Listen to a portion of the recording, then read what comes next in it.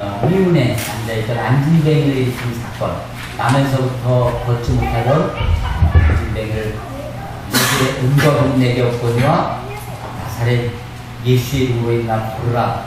그때 그가 일어나서 뛰기도 하며 걷기도 하고 하나님을 찬양한다고 하는 그런 기적의 사건 이후에 일어난 일입니다. 여기 1절에 사도들이라고 나오는 것은 베드로와 요한을 가리키는 말입니다. 여기에 두 그룹이 나오는데 1절에 보면 제사장들과 성전 맡은 자와 사두개인이 등장하고요. 5절에 보면 관리들과 장로들과 서기관들이 등장합니다. 오늘날 식으로 설명을 하면 개신교, 기독교 안에 교파라는 것이 있습니다. 우리 교회가 속해 있는 침례교도 있지만, 장로교, 감리교, 순복음, 이런 교파가 있지 않습니까?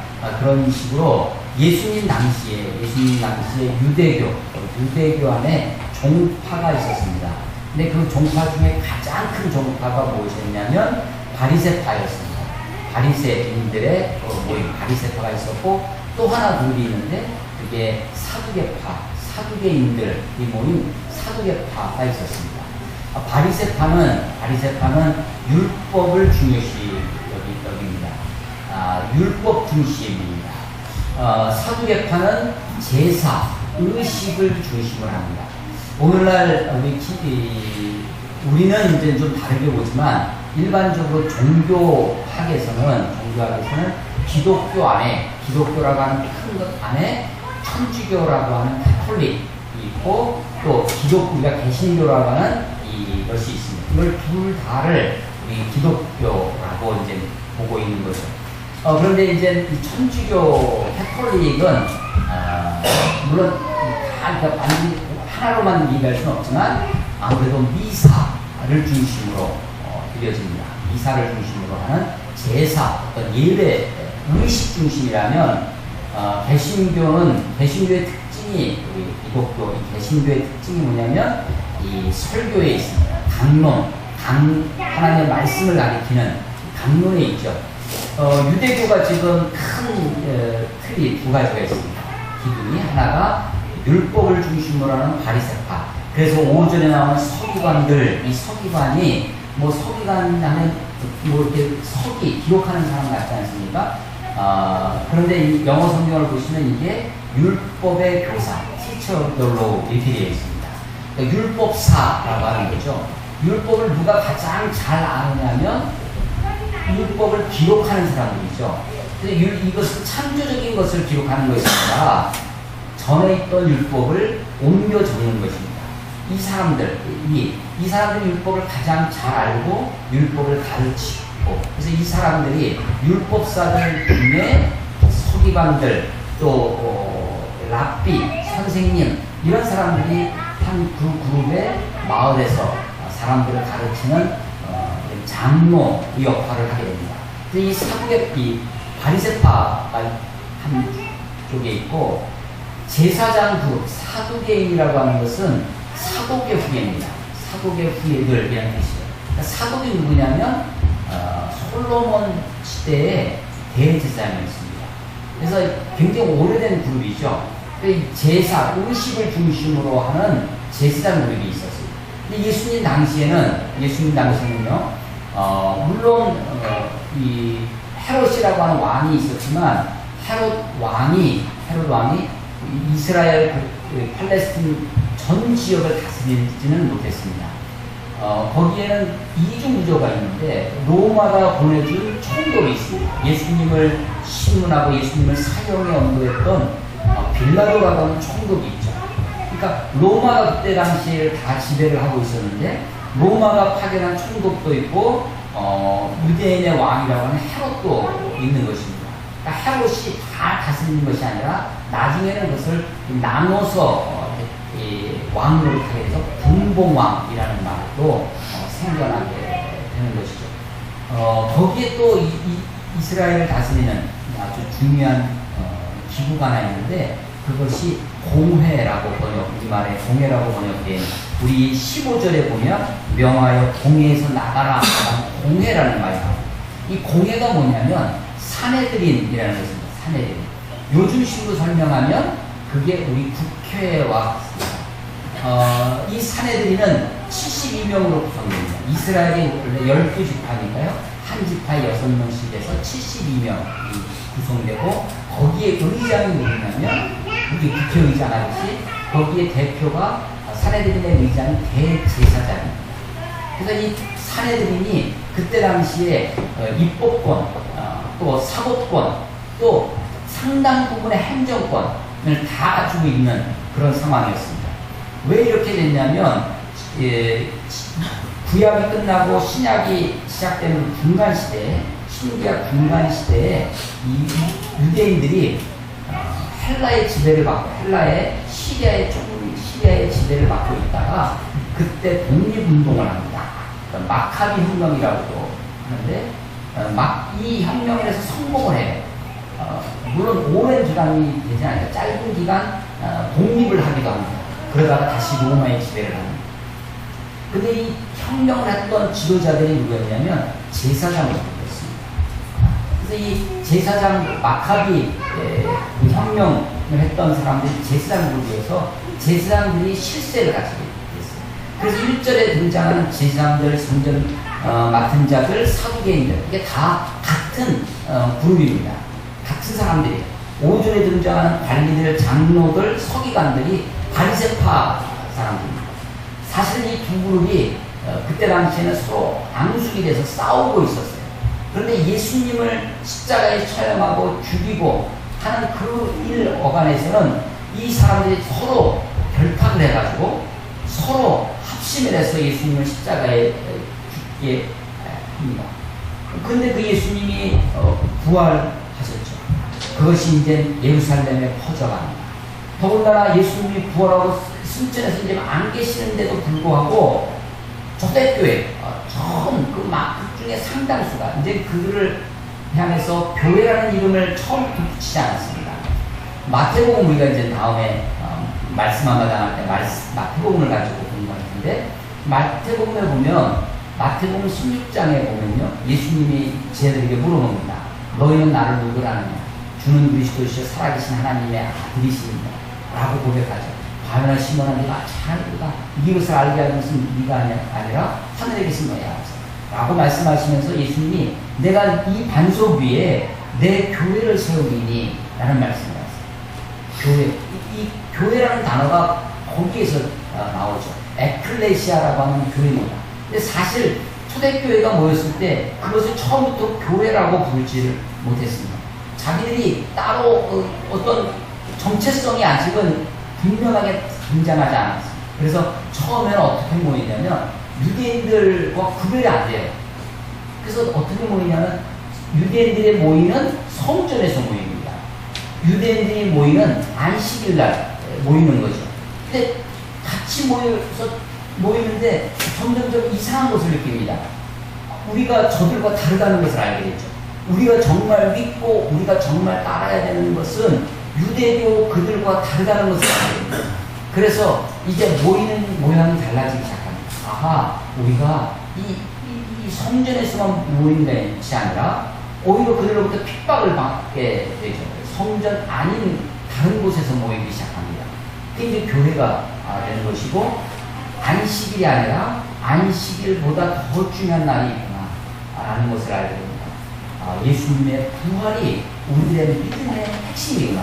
예수님의 부활을 기념하는, 그래서 안식 후 첫날, 그 다음날, 지금 우리가 지키고 있는 일요일, 이것을 주일로 끝날, 그래서 안식일날 모이던 것이 안식 후 다음날, 주일날 모이게 되고, 성전에서 모이던 것이 이제 다른 곳에서, 회당에서 모이고, 가정에서 모이고, 모이는 장소와 시간이 달라지게 되는 것이죠. 자, 지금 초대교회가 그 사람들이 지금 성전에 기도하러 올라가다가 안진뱅이를 나면서부터 걷지 못하던 그 사람을 예수의 이름으로 일으켜 세웁니다. 사도들에 의해서. 사도들에서 이런 기적과 표적이 나타나기 시작합니다. 사람들이 그것 때문에 사도들의 말에 주의하게 됩니다. 사도들의 말에 귀를 기울이게 됩니다. 사도들의 초점이 어디 있느냐? 이 기적을 행하는 것, 그 어떤 놀라운 일을 행하고 그것을 보여주는 것에 사실은 그것에 사도들의 초점이 있지 않았습니다. 그래서 오늘 설교 제목이 보는 신앙과 듣는 신앙입니다. 처음에 신앙의 출발은 어쩌면 이 보는 것, 보여주는 것에서 시작할 수는 있습니다. 그런데 그것이 신앙의 핵심이 아니라, 신앙의 본질이 아니라 보는 것에서 듣는 것으로 넘어와야, 옮겨와야 된다라고 하는 것입니다. 그래서 이 2절에 보시면요, 2절 보시면 예수 안에 죽은 자의 부활이 있다고 백성을 가르치고 전함을 싫어하요. 사도들이 지금 전하는 것이 뭐였냐면, 사도들이 가르치고 전하는 것이 예수 안에 죽은 자의 부활이 있다라는 것입니다. 2절에 있는 이것이 사도들의 메시지예요. 아니, 조금 전에 놀라운 일을 행했습니다. 안진뱅이를, 나면서부터 안진뱅이를 예수의 이름으로 일어나 걷게 하는 놀라운 기적을 행했는데, 그 기적을 만약에 우리 가운데, 오늘 우리 교회에서 어떤 중환자가 있는데 목사님 제가 기도했는데 그 사람이 낫다. 그러면 어떻게 되겠어요? 그 난 사람은 또 매일 막 간증하고 다니겠죠. 아마 그런 기적이 일어나면 우리는 그 기적을 붙들고 있을 것입니다. 그 기적을 묵상하고 기적을 계속해서 광고하고 기적 이런 일이 났다고 하고 기적을 붙들고 있을 것입니다. 근데 사도들이 지금 그런 기적을 행하고 기적을 붙들고 있는 것이 아니라 그 기적을 일으키게 된 능력의 주인, 그 신앙의 핵심이 무엇이냐면 바로 예수 안에 죽은 자의 부활이 있다라고 하는 이 메시지, 이 복음, 이것을, 그래서 4절에 보면 말씀을 들은 사람 중에 믿는 자가 많으니, 이 말씀이 바로 메시지라는 워드가 아니라 그 메시지가 뭐냐면 2절에 있는 거예요. 예수 안에 죽은 자의 부활이 있다. 예수님 안에, 예수님이 부활하셨듯 우리가 예수님의 부활을 믿습니다. 그런데 그 부활을 믿는 우리들도 그렇게 부활할 것을 믿습니다. 그래서 예수 안에 죽은 자의 부활이 있다. 이것이 사도들의 메시지의 핵심인 거죠. 사도들의 가르침, 사도들의 전한 것. 그래서 이 사도계인들이, 그때 당시에 종교 지도자들이, 교권주의자들이 그 메시지를 싫어했다는 것입니다. 2절에 보면 백성을 가르치고 전함을 싫어하여 그들을 잡아다가 그 사람들을 이야기하는 거예요. 그래서 그 사도들을 잡았다는 이야기를 들으니까 5절에 보면 이튿날 관리들과 장로들과 서기관들이 예루살렘을 몰려, 이 사람들은 바로 바리새파라고 했죠. 이 사람들까지 다 모여서 5절에 대제사장 안나스와 가야바와 요한과 알렉산더와 및 대제사장의 문중이, 그 패밀리들이 다 모여가지고, 이 사람들이 다 누구냐면 15절에 나와는 공회를 구성하는 것입니다. 사내들이는, 이 사내들이는, 그래서 사내들이는 사두개파와 바리새파들, 마치 로마의 원로원처럼 유대인들을 지배하는, 통치하는 그런 집단 지도 체제를 구성하는 그런 형태를 띠고 있었죠. 이 공회에서 그 사도들을 데려다가 신문하는 것입니다. 7절에 보면 사도들을 가운데 세우고, 그 공회 가운데 세우고 묻되 너희가 무슨 권세와 누구의 이름으로 이 일을 행하느냐라고 합니다. 무슨 권세와 누구의 이 일이 뭐냐면 9절에 보면 만일 병자에게 행한 착한 일에 대하여, 병자에게 안진뱅이를 일으킨 그 사건입니다. 3장에 있는 이 병자에 행한 착한 일, 그게 이 일이죠. 이 일에 대하여 이 사람이 어떻게 구원을 받았느냐고 오늘 우리에게 질문한다면, 여기서 구원이라고 하는 단어가 나옵니다. 그런데 이 단어는 우리말로는 구원이라고 번역되어 있지만 치료가 정확합니다. 이 사람을 치료한 이 일. 그런데 지금 사도들이 답변이 그것을 치료한 기적에 머물러 있지 않습니다. 사도들의 답변은 10절 이하에 나옵니다. 10절에 보시면 너희가 모든 이스라엘 백성, 너희와 모든 이스라엘 백성들은 알라. 너희는 이것을 알아야 된다. 그래서 원문에 보면 땡땡, 그 뒤 이야기가 중요한 이야기예요. 너희는 이것을 알아야 된다 라는, 주목해서 들으라는 거죠. 너희가 십자가에 못 박히고 하나님이 죽은 자 가운데 살리신 나사렛 예수 그리스도의 이름으로 이 사람이 건강하게 되어 너희 앞에 섰느니라. 이 예수는 너희 건축자들의 버린 돌로서 집 모퉁이의 머릿돌이 되었느니라.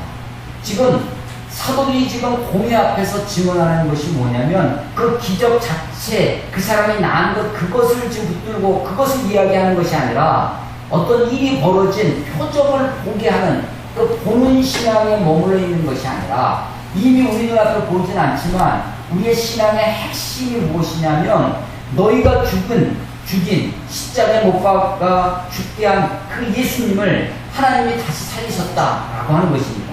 이 나사렛 예수, 그것을 우리에게 증언해 주고 있는 것입니다. 그 예수님은 11절에 건축자의 버린 돌, 그렇죠, 정말로 건축자의 버린 돌처럼 예수님을 십자가에 죽게 했습니다. 그런데 그것을 집 모퉁이, 집 벽이 만나는 그 모퉁이 돌이 되게끔, 중요한 주춧돌이 되게끔 그렇게 머릿돌이 되게 하셨다라는 것입니다. 이 말씀은 너희 건축자들의 버린 돌로서 집 모퉁이의 머릿돌이 되었느니라. 이 말씀은 시편 118편 22절의 말씀을 인용하는 것입니다. 이것은 나중에 베드로 후서를 읽어보시면 지금 베드로가 지금 이 설교를 하고 있는데 베드로전서에도 베드로전서 2장 7절에 다시 이 말씀이 반복되어 있습니다. 건축자의 버린 돌이 집 모퉁이 돌이 되게 하셨다라고 하는 것입니다. 너희가 예수님을 십자가에 못 박여 죽었지만 하나님이 그를 다시 살아나게 하셔서 죽은 자 가운데서 부활하게 하셔서 우리의 구원이 되었다라고 하는 것입니다. 12절에 다른 일로서는 구원을 받을 수 없나니 천하 사람 중에 구원을 받을 만한 다른 이름을 우리에게 주신 일이 없습니다. 그렇습니다. 예수님 이외에 구원이 없다는 것입니다. 그래서 지금 사도들이 그 놀라운 일, 기적을 행했습니다. 안중뱅이를 걷게 하는 그 기적을 행했는데 그 놀라운 일, 그 자체를 지금 붙들고 그것을 지금 이야기하는 것이 아니라 그것을 뛰어넘어서 우리들을 구원하여 이 땅에 오신 우리의 죄를 십자가에 못 박으신 그 예수 그리스도의 죽음과 부활을 통하여 우리에게 허락해 주신 구원을 이야기하고 있는 것입니다. 천하인 사람 중에 구원을 얻을 만한 다른 이름이 없다. 오직 예수의 이름으로 우리가 구원을 받는다. 그 예수님을 믿음으로 구원을 받는다 라고 하는 것이 이것이 기독교의 핵심입니다. 기독교 진리의 복음입니다. 예수를 믿음으로. 여러분 이번에 프란체스코 교황이 한국 땅을 다녀갔습니다. 4박 5일 동안 근데 아마 어떤 그 종교보다도 가장 종교 행사 정부에서 그렇게 많은 지원과 많은 언론의 주목을 받으면서 그런 종교 행사를 치르게 한 예가 없죠. 그래서 여러 언론에서 프란치스코 교황에 대한 아주 좋은 면을 많이 보여주고 또 그래서 우리가 많은 사람들에게 도전도 주고 그렇게 했습니다. 물론 교황이 가지고 있는 여러 개혁적인 면이 많이 있습니다. 특별히 세월호 사건이라든지 우리 사회의 아픔과 사회의 위로가 필요한 것들 곳곳을 다니면서 위로하고 했죠. 물론 그의 행동이 많은 사람들에게 그 소위 휴머니즘적인 그런 아주 위로를 주고 사람들에게 다가가고 있지만 기독교 복음의 핵심에 우리 진리의 입장에서 보면 예를 들면 대전에서 큰 미사가 있었습니다. 대전 올림픽 경기장에서 미사가 있었는데 그때 물론 세월호 그 유족들이 십자가를 지고 행진을 하는 그 십자가를 그때 받아서 그것을 로마로 가져간다 그런 얘기도 있었던 그 미사입니다. 그 미사가 뭐였냐면 성모 승천 기념 미사입니다. 성모 마리아가 예수님의 어머니 마리아가 승천했다는 것입니다. 그래서 그것을 기념하는 미사라고 축제입니다. 카톨릭의 축제이죠. 근데 우리가 가지고 있는 성경 어디에도 마리아가 승천했다는 말씀은 없습니다. 마리아를 예수님의 어머니 마리아를 우리가 믿음의 귀한 모본으로 우리가 존경하고 또 따를 수는 있지만 그 마리아를 숭배의 대상으로, 경배의 대상으로 삼지는 않습니다. 그리고 믿음에 있어서, 진리의 핵심에 있어서는 많은 부분 다른 것을 보게 되어집니다. 뿐만 아니라 이 프란시스코 교황의 말, 어록이라고 해서 많이 인터넷에 나오는데, 그 어록 중에 보면 우리 중에 비록 종교가 없는 사람이라 할지라도 선을 행하는 자는 천국에 갈 수 있다라는 말도 있습니다. 우리가 이 믿음, 기독교의 진리로서는 받아들일 수 없는 것이, 그래서 캐톨릭을 우리 개신교에서 비판하는 것 중에 하나가 소위 행위 구원, 믿음으로 구원받지 않는, 믿음으로 구원받는 것이 아니라 행위로 구원받는다라고 하는 것이죠. 성경은 분명히 다른 이름으로서는 구원받을 수 없습니다. 오직 예수 이름으로만 구원을 받는다라고 하는 것이죠. 우리 예수님의 이름으로만 구원받는다라고 하는 것은 내 행위, 내가 무엇을 해서 구원받는다면 내 이름으로 구원받는 거죠. 내가 선을 행해서 구원을 받는다면 그 내 이름으로 구원받는 거죠. 그런데 내 이름이 아니라 그 세상에 어떤 것이 아니라 오직 예수의 이름으로, 그 이름을 믿음으로 구원을 받는다라고 하는 것입니다. 그래서 사도들이 이 사건을 놓고, 안진뱅이를 일으켰던 이 기적의 사건을 놓고 그 기적, 그것을 붙들고 있는 것이 아니라, 그 행위를 붙들고 있는 것이 아니라 예수 그리스도로, 복음으로, 그래서 10절, 11절, 12절에 있는 것처럼 예수님, 십자가에 죽은 예수를 다시 살리셨다라고 하는 이 복음의 진리를 우리에게 증거하고 있는 것입니다. 13절에 보면 베드로가 그렇게 담대히 이야기하는 것을 놓고 그 사내들인에 있던, 공회에 있던 사람들이 깜짝 놀랍니다. 학문 없는 보통 사람인 줄 알았는데, 학문 없는 법인인 줄 알았는데 어쩜 이렇게 담대하게 말하느냐라고 하는 것이죠. 이 담대함, 이 용기, 이게 사람들을 놀라게 하는 것입니다. 우리도 우리 시대에 그런 사람을 좀 보고 있죠. 물론 여러 가지 지금 이야기가 있지만, 평범한 아버지를 42일째 간식을 하게 하며 그렇게 투사로 만들어가고 있는 모습을 보게 됩니다. 담대하게 말하는 아주 놀라운 일들을 보게 됩니다. 학문 없는 범인인 줄 알았다가 이런 일들이 벌어지는 거죠. 그래서 이 고뇌의 위원들이 더 이상 이 이야기가, 이 기적의 사건들을 이미 예루살렘의 사람들이 다 봤기 때문에 이 사람들을 그때 금할 수가 없는 거죠. 16절에 보면 우리도 부인할 수 없는지라. 그런데 그래도 이것을 그냥 놔둘 수가 없으니까 17절에 이것이 민간에 더 퍼지지 못하게 그들을 위협하여 이후에 이 이름으로 아무에게도 말게 하자 하고 그들을 불러 경고하여 도무지 예수의 이름으로 말하지도 말고 가르치지도 말라 하니, 지금 이 사내들인에 있는 이 공회의 구성원들, 사두개인들과 바리새인들이 지금 안진뱅이가 걷게 됐다는 그 기적의 사건보다 더 중요한 것이 있었습니다. 그것은 예수의 이름으로 가르치는 것입니다. 예수의 이름을, 예수님을 전하는 것을 그것을 못하게 하는 거죠. 위협합니다. 경고합니다. 그래서 도무지 예수의 이름으로 말하지도 가르치지도 말라고 그렇게 이야기하는 것입니다. 이것은 일종의 언론 통제입니다. 이것은 사도들의 입에 재갈을 물리는 것입니다. 우리도 우리 한국 근대사에, 우리 역사에도 이 언론에 재갈 물리는 일들이 많이 있었습니다. 여러분 혹시 들어보셨는지 그 고도 지침 사건이라고 여러분 혹시 아십니까? 지금도 아마 다시 폐간됐다가 종간됐다가 다시 나온 걸로 알고 있는데, 말지라는, 말지라고 하는 잡지가 있어요. 월간지. 말지 사건. 여러분이 태어나시기 전에 사건이긴 하지만 1986년도에, 그때만 1986년도는 전두환 50 시절이었습니다. 50하고 5이 들어설 때 1980년도에 소위 언론 통폐합이라는 것을 합니다. 언론사를 갑자기 문 닫게 하는 거예요. 그리고 통폐합합니다. 지금은 KBS 1, KBS 2 이렇게 나왔지 않습니까? 옛날에는 그것이 TBC라는 것이 이었습니다. 동양방송. 그런데 그것이 없어지죠. 그러면서 통폐합이 돼서 KBS로, 언론 통폐합. 이것이 신군부, 전두환 광주 민주화운동 이후에 신군부가 했던 일 중에 첫 번째 일이 언론 통폐합이었습니다. 그러고 나서 오공화국 시절에 이 언론들, 신문이나 혹은 TV나 이런 곳에 언론을 통제합니다. 그래서 언론을 통제하는 방법이 뭐였냐면 보도 지침을 팩스로, 그래서 문화공보부에서 언론사, 신문사, 방송국으로 매일 팩스가 들어오는 거예요. 보도 지침, 이렇게 보도해라 라는 거죠.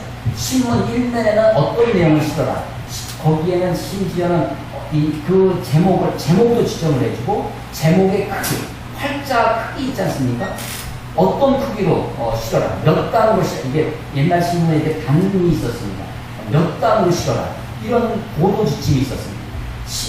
신문은 1면에 뭘 싣느냐, 1면에 몇 단 크기로 싣느냐, 이것이 중요했고요. 방송은 첫 방송이 뭐냐. 그래서 9시 하면 첫 번에 나온 뉴스가 뭐야 되느냐.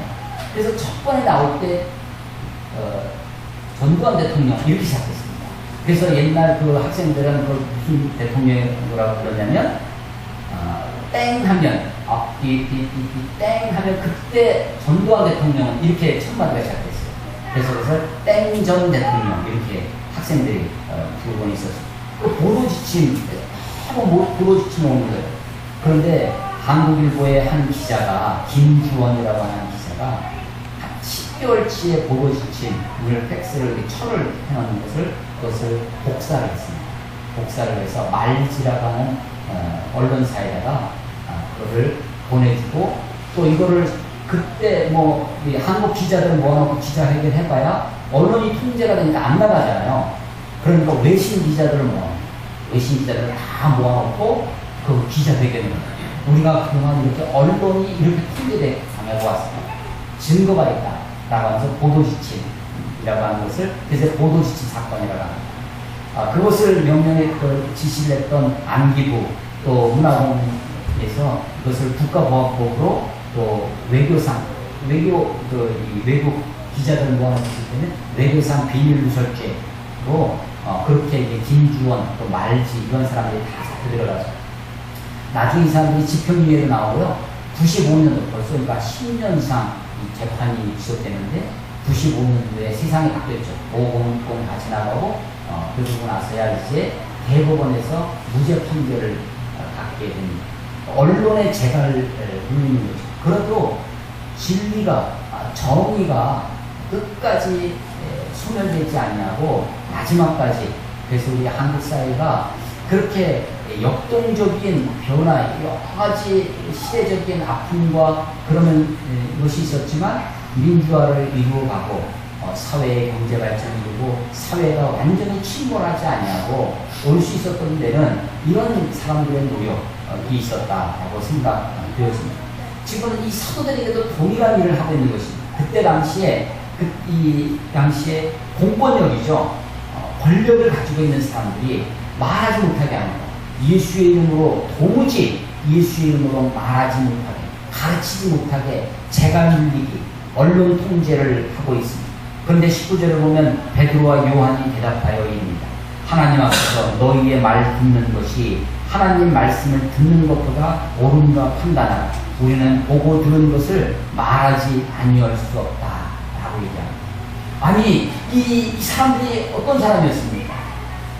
예수님이 잡혀갈 때, 예수님이 십자가에 못 박힐 때 그들을 앞에서 예수님을 부인하고 예수님을 저주하고 도망쳤던 그런 사람들이었습니다. 그런데 예수의 부활을 목격하고 예수님이 승천하신 다음에 성령의 오순절 성령의 강림으로 그들이 성령에 충만해지고 나니까 그들 속에 전에는 도저히 상상할 수 없었던 담대한 용기가 그들 속에 있는 것입니다. 신앙은요, 참된 신앙은, 참된 믿음은 오히려 이런 담대함이 있습니다. 용기가 있어. 이 사람들의 약함이, 이 십자가의 복음이, 십자가의 복음이 그들의 연약함, 그들의 그 아주 정말 비겁함, 그런 것을 뛰어넘게 하는 놀라운 힘이 그들 가운데 생겨난 것입니다. 십자가가 헬라인들에게는 미련한 것이었습니다. 유대인들에게는 거리끼인 것이었습니다. 그런데 이 사람들에게는 이 십자가의 복음을 깨달은 이 사도들에게는 이것이 저들을 구원하는 하나님의 능력이 되는 것을 알게 되었습니다. 그래서 이제는 더 이상 이 교권주의자들의 이 위협과 협박과 공갈에 굴하지 않는 사람들이 되는 것입니다. 하나님 앞에서 너희 말 듣는 것이 하나님 말씀 듣는 것보다 옳은가 판단하라. 우리는 보고 들은 것을 말하지 아니할 수 없다라고 하는 것입니다. 여러분, 분명히 기적이 있었습니다. 그래서 놀라운 일입니다. 그런데 사도들이 그 기적을 붙들고 그것에 천착돼서 그것을 붙들고 있는 것이 아니었습니다. 오히려 눈에는 보이지 않지만 이미 선포되어진 하나님의 말씀, 진리, 예수 그리스도의 복음, 그것을 붙들고 있는 것을 보게 됩니다. 한국교회가 부흥하는 데에는 여러 가지 요인들이 있었죠. 그런데 그 중에 하나, 우리 한국, 지금도 교회가 좀 부흥하는 교회가 있다라고 하면, 지금은 크게 두 가지 특징이 있습니다. 하나가, 수평이동이라고 하는 것입니다. 그래서 교회가 부흥하고 있다, 그런 교회는 대부분 수평이동입니다. 교회에서 어려운 사람들이 큰 교회로 몰려드는 것이죠. 수평이동이 교회 부흥의 하나이고, 또 하나가 교회 부흥의 큰 특이 중에 하나가 소위 은사주의라는 것입니다. 근데 이 은사주의 중에 이런 기적과 은사나 어떤 여러 가지 그것들을 보는 신앙에 머물러 있습니다. 그런데 이것은 사실은 성숙한 신앙이 아닙니다. 이것은 정말 건강한 신앙이 아닙니다. 그래서 그것을 계속해서 붙들고 있을 때 오히려 신앙이 뒤틀려가기 시작합니다. 신앙의 균형을 잃어버리고 기독교 복음 하나님 성경 말씀의 진리에 나아가지 못하는 것을 보게 됩니다. 그럼 기적하면 구약의 기적의 사람 중에 하나가 엘리야가 있습니다. 갈멜산에서 바알의 선지자, 아세라 선지자 452명과 대결을 합니다. 그래서 제단을 불로 태우는 그 놀라운 기적의 선지자가 엘리야였습니다. 그래서 그리고 나서 그 선지자들을 다 죽이죠. 놀라운 그런 엘리야가 조금 지나면, 그게 이제 11기상 18장에 이야기합니다. 바로 그 다음 장, 19장에 가면 이 엘리야가 극심한 우울증에 빠져서 도망치는 사람입니다. 이세벨이라고 하는 아합의 왕비가 있었는데, 이세벨이 엘리야한테 공갈하는 거예요. 이 사람을 죽은 것처럼, 선지자들이 바알의 선지자가 죽은 것처럼 내가 너를 죽이지 않으면 내가 저주를 받을 것이다 라고 막 떠들면서 막 공갈을 치니까 한 여인의 이야기에 그만 기가 죽어버렸어요. 그래서 도망을 칩니다. 도망을 쳐서 유대 땅으로, 그리고 멀리 광야에 가서 로뎀 나무 밑에 가서 죽기를, 그때 하나님이 그를 이끄셔서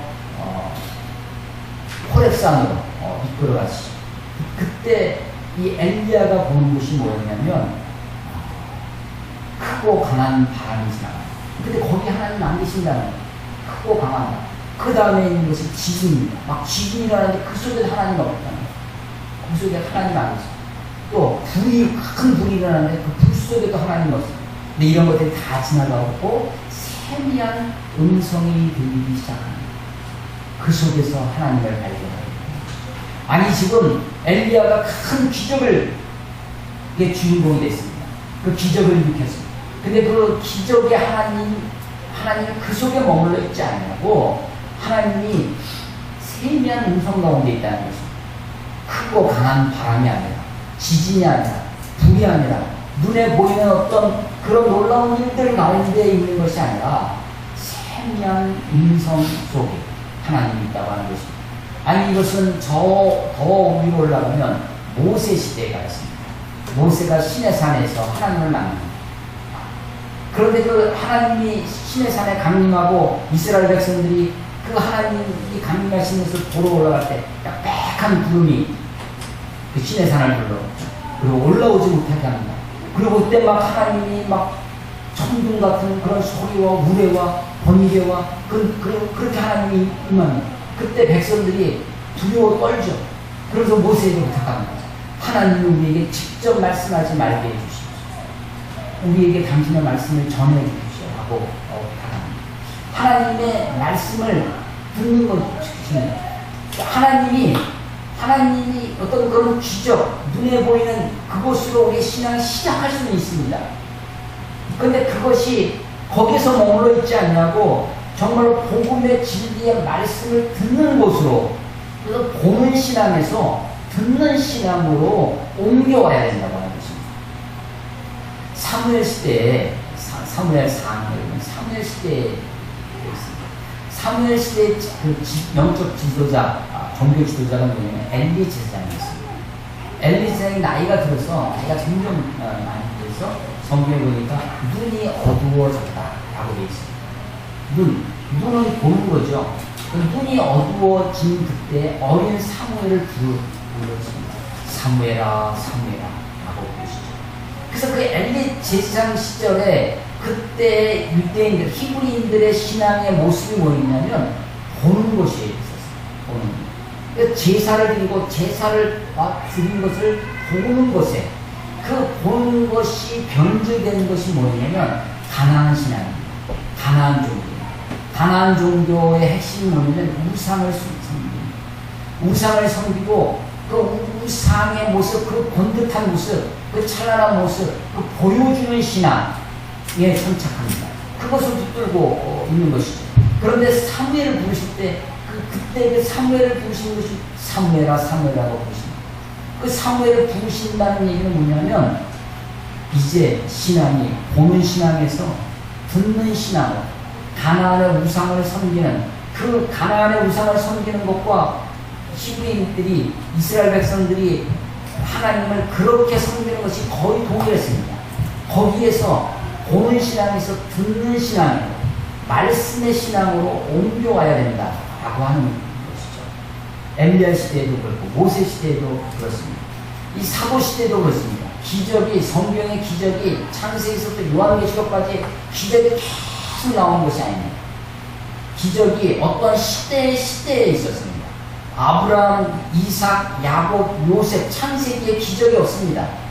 모세, 여호수아 시대에 이스라엘 백성들을 애굽에서 건져낼 때, 그리고 그들이 가나안에 정착할 때, 그때 기적이 좀 있습니다. 다윗 기적 없습니다. 엘리야, 엘리사 시대, 아주 바알 숭배가, 우상 숭배가 극심했던 그 시대에 기적이 있습니다. 또 예수님 시대와 사도 시대 초기에 기적이 있습니다. 만약에 기적을 행하고 기적이 우리들의 신앙의 핵심이라면 그것이 처음부터 계속해서 있어야 되겠죠. 사도행전 후반부로 가면 갈수록 이제 기적이 그들의 중심이 아니라는 것을 알 수 있습니다. 오히려 처음에는 그들을 감옥에서 구해내지만 나중에 가면 감옥에서 그냥 죽게 내버려 주십니다. 순교를 하는 거예요. 하나님이 그들을 건져주지 않습니다. 그런데 이제는 그 죽음 앞에서도 그들이 변절되지 아니하고 죽음을 맞서는 신앙으로, 담대한 신앙으로, 놀라운 신앙으로 변화되어져 가는 모습을 보게 됩니다. 그것은 보는 신앙에서 듣는 신앙으로 옮겨왔기 때문입니다. 보는 신앙, 기적과 이적과 표적을 붙들고 있는 신앙에서 이제 눈에는 아무것도 보이지 않지만, 손에는 잡히는 것이 없지만 하나님이 이미 선포해 주신 하나님의 말씀을 듣고 그 말씀을 붙들고 살아가는, 하나님은 영이시니 라고 하는, 그 하나님은 원래 볼 수 없는 분이죠. 그 하나님이 하신 말씀을 붙들고 살아가는, 그래서 보는 신앙에서 듣는 신앙으로 옮겨와야 되겠다라고 하는 것입니다. 그래서 이 듣는 신앙이 견고해질 때, 그 신앙이 비록 눈에는 아무것도 안 보이지, 우리의 삶의 정황에서 아무것도 우리가 오히려 곤고함이 오히려 더 많아진다 할지라도, 위협과 공갈이 있다 할지라도 굴하지 않는 그런 신앙으로 바뀌어가고 있는 것을 보게 되어집니다. 사도행전 3장과 4장 지금 이어집니다. 기적으로부터 시작되어졌지만 거기에 머무르지 아니하고 진리로, 복음으로 바뀌어가고 있는 모습을 보게 됩니다. 사도들이 전해주는 복음의 핵심이 무엇입니까? 2절에 있는 것이 예수 안에 죽은 자의 부활이 있다는 것입니다. 10절, 11절, 12절에 있습니다. 너희가 죽인 예수를 십자가에 못 박아 그럼 그 예수를 하나님이 죽은 자 가운데 다시 살리셨다. 그 예수가 사람들이 건축자의 버림돌을 칠 때 모퉁이의 머릿돌이 되게 하셨다. 천하인간의 구원을 받을 만한 다른 이름을 우리에게 주신 적이 오직 이 예수님만 우리들을 구원하실 구원자시다 라고 하는 것입니다. 그래서 기적에 머무르지 아니하고 진리, 복음, 예수 그리스도의 그 생명으로 옮겨오는 것입니다. 이 믿음이야말로 그 어떤 위협과 공갈도 굴하지 않는 담대한 믿음, 용기 있는 믿음으로 승화되어지고 성장되어지고 성숙되어져 나가는 것을 확인하게 됩니다. 우리도 그러합니다.